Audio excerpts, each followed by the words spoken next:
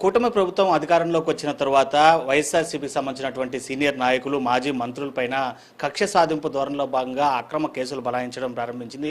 ఇందులో భాగంగానే మాజీ మంత్రి కాకాని గోవర్ధన్ రెడ్డిపై 8 అక్రమ కేసులు బనాయిస్తూ దాదాపు 82 రోజుల పాటు ఆయన నెల్లూరు సెంట్రల్ జైల్లో రిమాండ్ ఖైదీగా ఉంచినటువంటి పరిస్థితి. అయితే నేడు అనూహ్యంగా ఆయనకి చివరి కేసైనటువంటి 8వ కేసులో ఏపీ హైకోర్టులో బెయిల్ మంజూరైంది. ఇక రేపు ఆయన విడుదలకి అన్ని లైన్ క్లియర్ అయినటువంటి పరిస్థితి. అయితే ఆయనపై మోపినటువంటి 8 అక్రమ కేసులకు సంబంధించి ఏ విధమైనటువంటి సెక్షన్స్ బనాయించడం జరిగింది, ఏ విధంగా ఈ అక్రమ కేసుల్లో కీలక పాత్ర ఇటు పోలీసులు కావచ్చు కూటమి ప్రభుత్వం పోషించేది మనతో మాట్లాడడానికి కాకాని గోవర్ధన్ రెడ్డికి సంబంధించినటువంటి అడ్వకేట్ రోజారెడ్డి ఉన్నారు. సార్ నమస్తే. సార్ 8 అక్రమ కేసులు ఏంటి? ఇది ఒక మాజీ మంత్రి పైన ఎలాంటి సాక్ష్యాధారాలు నిరుపయోగంగా ఉన్నటువంటి తరుణంలో 8 అక్రమ కేసులు ఏ విధంగా బనాయించగలిగారు? ఏంటి ఆ కేసులు సార్?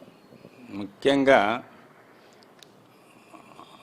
అబద్ధపు కేసులతో ఒక రాజకీయ నాయకుడిని ఏ విధంగా హింసించవచ్చు, వేధించవచ్చు అనే విషయాన్ని తెలుగుదేశం గవర్నమెంట్ అధికారంలోకి వచ్చిన తర్వాత అందరికీ నేర్పించినట్టు జరిగింది. ఎందుకంటే కాకాని గోవర్ధన్ రెడ్డి గారి మీద 8 అక్రమ కేసులు బనాయించారు. వాటిలో ముఖ్యంగా 24/25 అని పొదలకూరు పోలీస్ స్టేషన్లో SC/ST యాక్ట్ కింద ఇల్లీగల్ మైనింగ్ చేసినటువంటి సెక్షన్ల కింద, అదేవిధంగా ఎక్స్ప్లోజివ్ సబ్స్టాన్సెస్ యాక్ట్ కింద, అంటే సుమారు 10 సంవత్సరాల నుంచి లైఫ్ జీవిత ఖైదు విధించేటటువంటి శిక్షలు ఉన్నటువంటి సెక్షన్ల కింద కేసు నమోదు చేశారు. మొట్టమొదటి కేసు నమోదు చేసింది గోవర్ధన్ రెడ్డి గారి మీద కాదు, వేరే వాళ్ళ మీద కేసు నమోదు చేసి ఏ ముద్దాయిల మీద అయితే కేసు నమోదు చేశారో వాళ్ళని ఎవరిని కూడా అరెస్ట్ చేయకుండా, అంటే ఫిబ్రవరి నెలలో కేసు రిజిస్టర్ అయింది. కాకాని గోవర్ధన్ రెడ్డి గారిని మే నెల 25వ తేదీ అరెస్ట్ చేసి, అంటే దానికి ఒక 10 రోజుల ముందు కాకాని గోవర్ధన్ రెడ్డి గారి పేరు చేర్చి, ఆయన పేరు చేర్చిన తర్వాత ఆయనకి బెయిల్ రాకుండా ఉండే క్రమంలో ఎక్స్ప్లోజివ్ సబ్స్టాన్స్ యాక్ట్, అంటే సుమారు 10 సంవత్సరాలు తక్కువగానే శిక్ష ఉన్నటువంటి సెక్షన్లు చేర్చడం జరిగింది.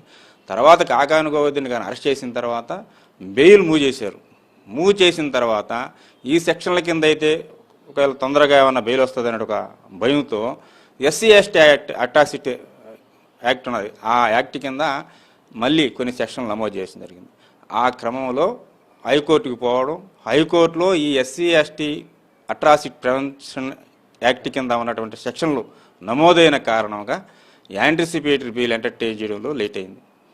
ఆ తర్వాత అరెస్ట్ అయిన తర్వాత ఇక్కడ కింద కోర్టులో దగ్గర నెల రోజులు ఆర్గ్యుమెంట్ జరిగినాయి. ఇక్కడి నుంచి మళ్ళీ హైకోర్టులో సుమారు దగ్గర 30-40 రోజులు ఈ కేసు బెయిల్ హీరింగే 5 రోజులు తీసుకోవడం. అంటే సుమారు 82 రోజుల పాటు ఆ ఒక్క కేసులోనే జైల్లో ఉంచడం జరిగింది. అదేవిధంగా ఆయన జైల్లో ఉండంగానే, అంటే ఈ SC/ST యాక్ట్ కింద ఉన్నటువంటి కేసు బెయిల్ హీరింగ్ ఎప్పుడైతే వస్తుందో గబక్కన దీంట్లో ఏమైనా బెయిల్ వస్తుందేమో, ఆయన బయటకు వస్తారని భయంతో ఇంకొక కేసు బనాయించేవాళ్ళు. ఒకటి ఏంటంటే ఇందుకురెడ్డిపేట పోలీస్ స్టేషన్లో 2024 ఎలక్షన్ టైంలో ఏదో ఒక ఊర్లో ఒక మద్యం నిల్వ పెట్టుంటే ఆ పట్టుకోవడం, కేసు పెట్టడం, వాళ్ళకందరికి బెయిల్ ఇవ్వడం, దాని మీద ఛార్జ్షీట్ వేసి కేసు కూడా దగ్గర విచారణకు వచ్చి ఉన్నది. ఆ కేసులో ముద్దాయిగా చేరుస్తూ PT వారెంట్ మీద అరెస్ట్ చేశారు. ఆ కేసులో బెయిల్ ఇచ్చింది. తర్వాత మళ్ళీ పొదలకూరు పోలీస్ స్టేషన్లో విరువురు గ్రామం, అంటే ఎలక్షన్ టైంలో విరువురు గ్రామంలో ఒక రైస్ మిల్లో మద్యం పట్టుకుంటే ఎలక్షన్ టైంలో ఆ కేసులో మళ్ళీ గోవర్ధన్ రెడ్డి గారిని యాడ్ చేసి మళ్ళీ PT వారెంట్ మీద అరెస్ట్ చేయడం, మళ్ళీ ఆ కేసులో బెయిల్ రావడం. ఆ తర్వాత మళ్ళీ కృష్ణపట్నం పోర్టులో ఏదో అక్రమంగా టోల్ ఏర్పాటు చేసి కలెక్షన్ చేశారని చెప్పి ఒక అక్రమ కేసు బనాయించి దాని మీద PT వారెంట్ ఇచ్చి దాని మీద అరెస్ట్ చేసి దాని మీద బెయిల్ వచ్చింది. తర్వాత మళ్ళీ ఇంకొక సర్వేపల్లి రిజర్వాయర్లో ఏదో ఒక చెరువులో ఉన్నటువంటి మట్టి అక్రమంగా తరలించి దాన్ని తీసుకుపోయి గవర్నమెంట్ నిబంధనలకు విరుద్ధంగా లేఅవుట్లకు వాడుకున్నారని కేసులో ముద్దాయిగా చూపిస్తే, దాంట్లో మళ్ళీ అరెస్ట్ చూపిస్తే దాంట్లో మళ్ళీ బెయిల్ ఇచ్చుకోవడం జరిగింది. తర్వాత మళ్ళీ బాపట్ల CID కేసు ఒకటి, చంద్రమోహన్ రెడ్డి గారిని మార్ఫింగ్ ఫోటో ద్వారా ఏదో కించపరిచే విధంగా మాట్లాడిన ఒక కేసు అక్కడ పెట్టించి CBI పెట్టించి CID ఓడిచి అరెస్ట్ చేసి గుంటూరులో అరెస్ట్ చేస్తే అక్కడ మళ్ళీ బెయిల్ తెచ్చుకోవడం జరిగింది. తర్వాత ఈ విధంగా దగ్గర సుమారు 8 కేసుల్లో, అంటే ఆల్రెడీ కేసు కోర్టులో పెండింగ్ విచారణలో ఉన్న కేసుల్లో కూడా వాటిలో యాడ్ చేయడం, PT వారెంట్ తీసుకోవడం, అరెస్ట్ చూపించడం. కారణం ఏంటంటే వాళ్ళ టార్గెట్ ఎవరైతే గవర్నమెంట్కి వ్యతిరేకంగా గలమెత్తి మాట్లాడుతున్నారో, ఎవరైతే గవర్నమెంట్కి వ్యతిరేకంగా వాళ్ళ పాలసీకి వ్యతిరేకంగా గట్టిగా మాట్లాడుతున్నారో వాళ్ళ యొక్క గొంతు నొక్కియాలి. అంటే ఒక మంత్రిగా పనిచేసినటువంటి వ్యక్తి ఇలాంటి కేసులు అసలు ఇలాంటి నేరాలకు పాల్పడతారా అనేటువంటి కనీస ఆలోచన కూడా వాళ్ళు చేయనటువంటి పరిస్థితి. ఏ కేసులోనూ ఖచ్చితంగా సాక్ష్యాధారాలన్నా ప్రొడ్యూస్ చేశారా సార్ కోర్టులో వీళ్ళు? ఒక విధంగా చెప్పాలంటే ఆ రికార్డ్ చూస్తేనే అంటే ఈ స్టేజీలో సాక్ష్యాధారాలకి అంత పెద్ద విలువ ఉండదు. బెయిల్ స్టేజీలో సాక్ష్యాధారాలకు విలువ ఉండదు. వాళ్ళు ప్రాసిక్యూషన్ ఏదైతే ప్రొడ్యూస్ చేస్తారో దాని యొక్క ప్రమాఫేసే వాల్యూస్ వస్తుంది కోర్టు. నిజాలు నిజ నిర్ధారణలు ఇప్పుడు చేయదు కాబట్టి అదొక బెనిఫిట్ ప్రాసిక్యూషన్కి. ఆ క్రమంలోనే వాళ్ళు దానికి తగ్గట్టుగా అన్ని రికార్డులు కూడా దురుద్దేశంతో అబద్ధాలతో ప్రిపేర్ చేశారు. ఈ అబద్ధాలతో ప్రిపేర్ చేసిన రికార్డే బెయిల్ స్టేజ్లో కోర్టు కూడా చూస్తుంది. ఆ క్రమంలోనే ఆ అబద్ధాలతో ప్రిపేర్ చేసిన రికార్డు కారణంగానే గోవర్ధన్ రెడ్డి గారు అన్యాయంగా అక్రమంగా సుమారు దగ్గరగా ఆయనకి సంబంధం లేనటువంటి కేసులో 82 రోజుల పాటు ఈరోజు జైల్లో ఉండాల్సిన పరిస్థితి ఏర్పడ్డది. సార్ ఇలాంటి ప్రీ ప్లాన్డ్గా చేసేటువంటి అక్రమ కేసులు బనాయించేటువంటి వ్యవహారాల్లో కోర్టు కూడా ఇలా ఆలస్యం చేస్తే అంటే ఏ నేరం చేయకుండా ఉండేటువంటి వ్యక్తుల పరిస్థితి ఏంటి? అంటే అంటే ప్రభుత్వాలు మారినప్పుడంతా కూడా ఇలాంటి పరిస్థితులు ఉన్నాయి. ప్రధానంగా కూటమి ప్రభుత్వం అయితే మాత్రం మరీ ఎక్కువ అక్రమ కేసులు బనాయించడం అనేది చూస్తున్నాం. అదే ముందుగా చెప్పాను నేను, కూటమి ప్రభుత్వం అధికారంలోకి వచ్చిన తర్వాత మినిస్టర్ల మీద అంటే మాజీ మినిస్టర్ల మీద, ఎమ్మెల్యేల మీద లేదా అధికార పక్షంలో ఉన్నటువంటి నాయకుల మీద ఏ విధంగా అబద్ధపు కేసులు పెట్టి సాధించవచ్చు, కక్ష సాధించవచ్చు, వాళ్ళ యొక్క గలాన్ని నొక్కేయవచ్చు అనే ఒక విషయాన్ని తెలుగుదేశం గవర్నమెంట్ నేర్పించింది అంటాను నేను.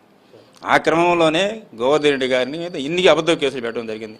స్పష్టంగా జనాలకు కూడా తెలుసు ఎన్ని కేసుల్లో ఆయన ఉండాడా, ఆయనకి ఏమైనా సంబంధమా, ఇటువంటి తప్పుడు పనులు ఆయన చేస్తాడా ఆయన స్థాయికి అనేది జనాలకి అందరికీ తెలుసు, ప్రజలకి అందరికీ తెలుసు, ఓటర్లకు అందరికీ తెలుసు.